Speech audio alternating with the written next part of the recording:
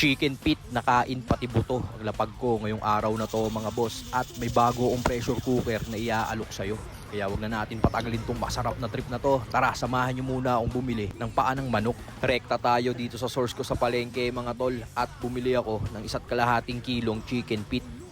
Pag uwi ng bahay, unbox tayo nitong bagong pressure cooker galing sa aking TikTok shop. Ito ang Modopo Multifunction Stainless Steel Pressure Cooker. 7 liters na to mga boss at napakabisang magpalambot ng karne dito. Napakakapal pa ng pagka-stainless nito mga boss at kitang-kita mo naman na quality to.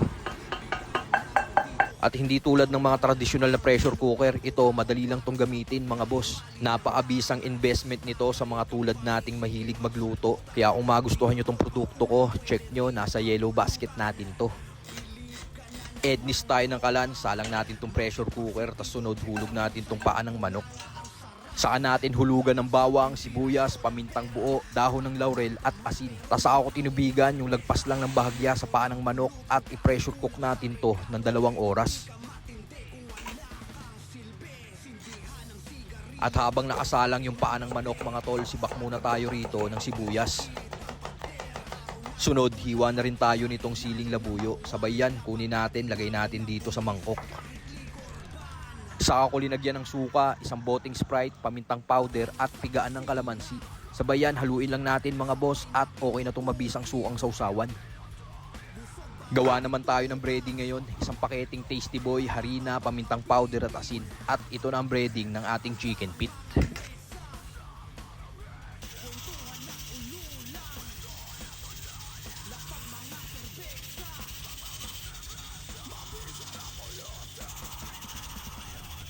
Tas yan, after 2 hours, patayin na natin tong kalan at pasingawin na natin to.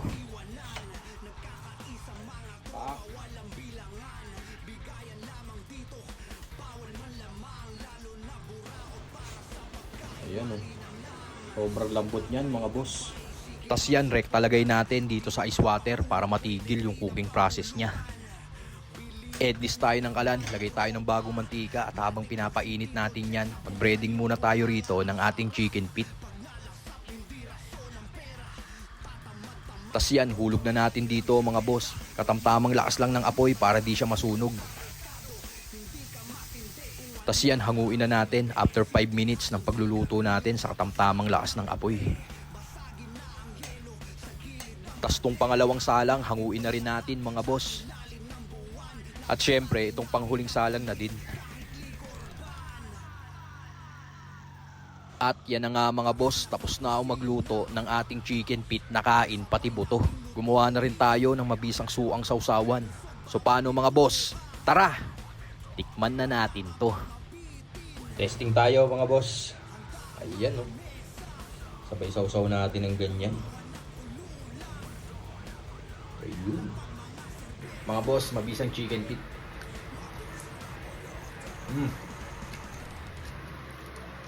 Kain pati buto mga boss.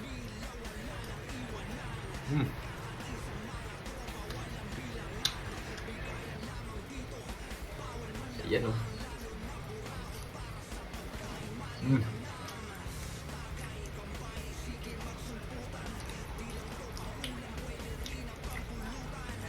Sarap.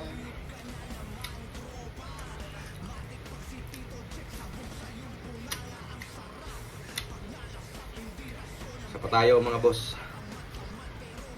Yun o.